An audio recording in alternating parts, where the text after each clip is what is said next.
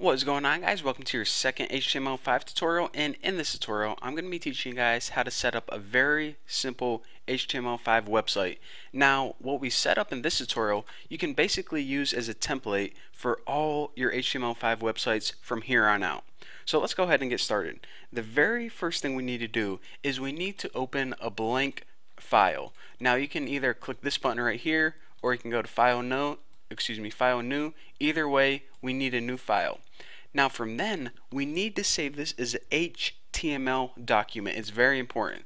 So go to File, Save As, and I am actually saving all my crap in, I made a folder, HTML5 YouTube. So go ahead, and it doesn't matter what the name is. I'm just going to name mine Bucky, and you can either hit .html or you can find it in this list of about 6,000 things. Hypertext Markup Language File. So Bucky.html, very important you have the HTML, and save. Now once we have the core file saved, we can go ahead and start typing some crap into here.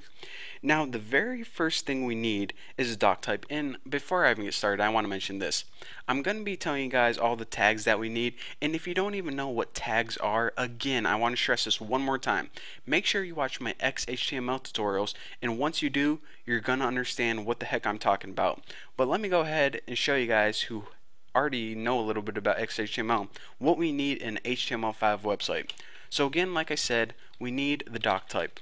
So doc type HTML, and that's basically all we need aside from the regular HTML tags. So how much easier is that than your XHTML huge long string of text that you need to copy from the W3 places?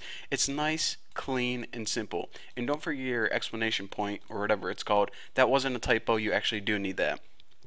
Now after that, you need your HTML tags. Now these HTML tags, in fact a lot of these tags I'm going to be typing in this tutorial, are the exact same tags that you needed in XHTML. So nothing new here, just go ahead and write your HTML tags, and anything in between here is basically our website. So your HTML tags, they actually need to be a little bit different. What you need to do is you need to add an attribute called lang, and you need to set this equal to en. This means basically what language are you using, and the language attribute needs to be set to English because I'm speaking English, that's why. So again, that's what we need to add for HTML tags. Now after that, we need, of course, the head and the body. So let's go ahead and do that right now. Go ahead. So put your header right there, and put my body. And again, these are the exact same as XHTML. So to recap one last time, in our head goes all the stuff that's kind of the information, like the title, the CSS styles, the scripts, and in our body is what the user sees. The body is like the images, the paragraphs, the text. It's where most of the stuff goes. So let's go ahead and now add something in the head of our website. The very first thing I'm going to be adding, and you need to add this to, is a meta tag to define the character set. So do that by adding meta char set, and set this equal to UTF -8 or -8, whatever heck you want to call it. And this is a self-enclosed tag, so you only need one. And I guess I might as well talk to you guys about meta before everyone gets mad at me. The character set is pretty much how your browser interprets characters. It's really techie stuff we don't need to worry about. You just need to copy it. But anyways, character encoding is something, like I said, we don't need to worry about. But meta tags, on the other hand, you might be seeing these a lot. These are other information that your website may need. For example, keywords, a description about your website. It's not required, but it's nice to have some of these meta tags. It's kind of like the credits at the end of the movie. You don't really need them, but it's kind of nice to have them. So that's the only meta tag that is absolutely necessary. The rest, like your keywords and description, aren't required, so I'm just going to be sticking with the basics for this tutorial. Now after this, let's go ahead and add a title. Now the title is a thing that appears at the tab or the top title bar, if you guys kind of guessed that. And I'm just going to name the title of this website Bucky's Website.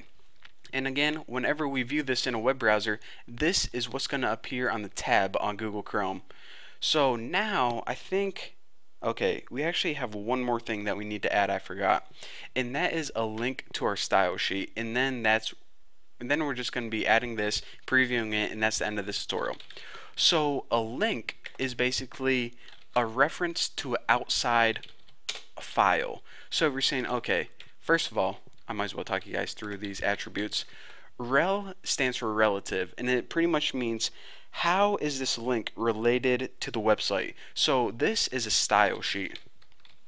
So we pretty much say, okay, the file we're about to tell you is going to be a style sheet for this web page. So now it needs to know, okay, so what file is it? And for that, we use an attribute called href, and we set it equal to main.css. Now, if you're saying, okay, what the heck is this file? Actually, this file is a CSS file that we didn't create yet, but we're going to be creating it in the upcoming tutorials. Now, you're saying, okay, Bucky, I watched your CSS tutorials. I know that you can just throw all of your CSS on the website right here. Well, yes, you can, but what I like to do is I like to use my CSS in a separate file because it keeps it a lot cleaner and easier to manage. It's always good to have your CSS in any design or appearance files on an outside web file because we want to keep this thing as simple as possible because we have enough stuff to pack in here. So that's why I'm doing that.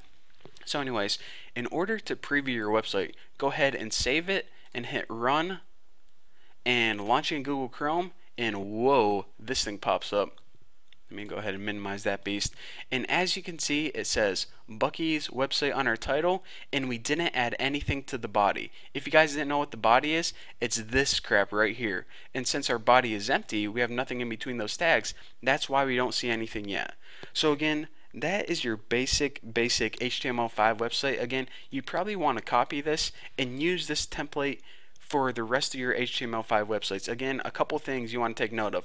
Don't forget to add the doc type, the HTML language, and also this meta tag. So those are very important pieces of information. Don't forget it. Now in the next tutorial, we're going to be adding some stuff to the body and actually making our website look a little bit prettier. So thank you guys for watching. Don't forget to subscribe, and I'll see you then.